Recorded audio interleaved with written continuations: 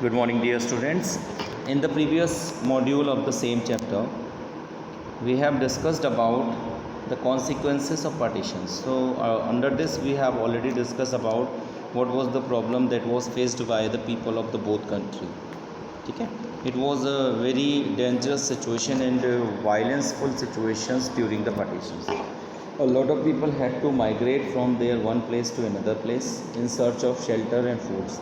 They have to leave their houses and migrate from one countries to another countries. Okay? And on other countries they were not having anything for where they can live, so they will be treated as a refugee in the other countries too. So this was the biggest challenges with the India, that how we even deal with these kinds of the problems. Okay?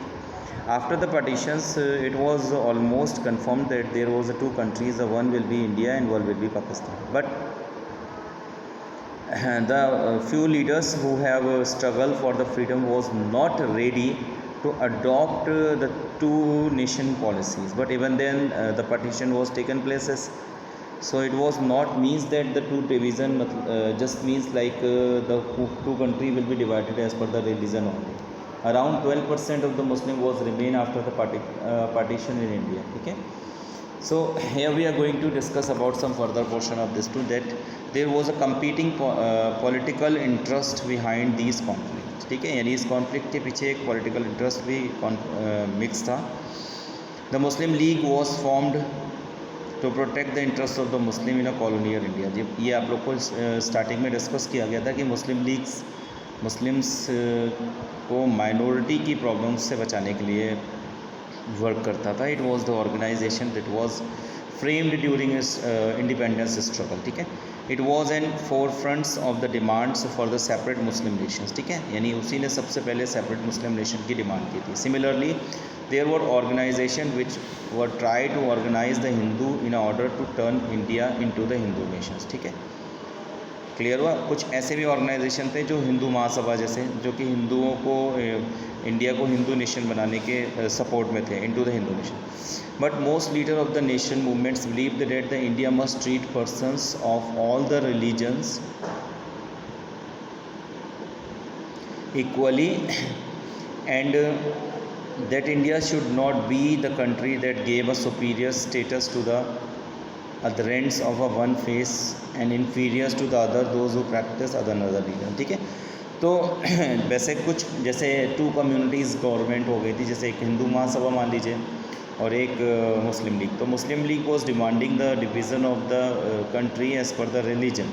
तो उसके according उन लोगों ने अपनी demand को पूरा भी करते हुए मुस्लिम नेशन भी बना दिया. लेकिन जो इंडियन थे, इंडिया के कुछ जो ऐसे लीडर्स थे जिन्होंने स्ट्रगल किया था इंडिया के लिए या इंडिया की फाइटिंग के लिए स्ट्रगल किया था, तो they were not supporting this, they were not supporting the idea of this. ठीक है, वो इस आइडिया को पर्टिकुलरली सपोर्ट नहीं कर रहे थे, क्योंकि उसके पीछे रीज़न क्या था, क्योंकि they do not want a nation where a person have a inferior feelings of other person's religions and belief. ठीक है, so they were not supporting this particular idea.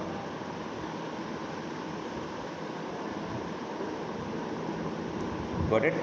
इसलिए उस चीज़ इस आइडिया को वो लोग सपोर्ट नहीं कर रहे थे. ठीक है, all citizens would be equal in respect to their religion affiliation. ठीक है, they were treating the equality of the country, और वो इस बात को सिर्फ ट्रीट कर रहे थे कि भाई जितने भी रिलीजन्स को बिलोंग करने वाले सिटीजन्स हैं, they all must be treated equal. ठीक है, यानी each and every person must be treated equally. Being religious और a believed would not be the test of the citizen. कुछ लीडर्स जो यहाँ पे इंडिया स्ट्रगल्स में मूवमेंट्स में पार्टिसिपेंट थे, उनका एक बिलीव ये था कि रिलीजियस और सिटीज़नशिप बिल्कुल डिफरेंस है. किसी एक स्पेसिफिक रिलीजन को बिलोंग करने का बिल्कुल भी ये मतलब नहीं है कि आप यहाँ के सिटीज़न हो सकते हैं. They cherish themselves the idea of secularism nation, और उन्होंने अपने आइडिया जो सेकुलरिज्म था, यानी without any nation, a nation without any religion as a official religion, उन्होंने इस आइडिया को अडॉप्ट किया. And this idea was enshrined in the Indian constitution, और इस आइडिया को उन्होंने किस में जोड़ दिया, इंडियन कॉन्स्टिट्यूशन में जोड़ दिया. All about the first nation building challenges, कि कैसे एक पार्टीशन हुआ और पार्टीशन के बाद कैसे देश को क्या बनाया जाए, कम्युनल कंट्री बनाया जाए या सेकुलर कंट्री बनाया जाए. तो we have discuss first particular challenges for nation building. ठीक है, okay, thank you very much. In the next video we will discuss the next challenge, that is that is integrations of princely states. Thank you very much.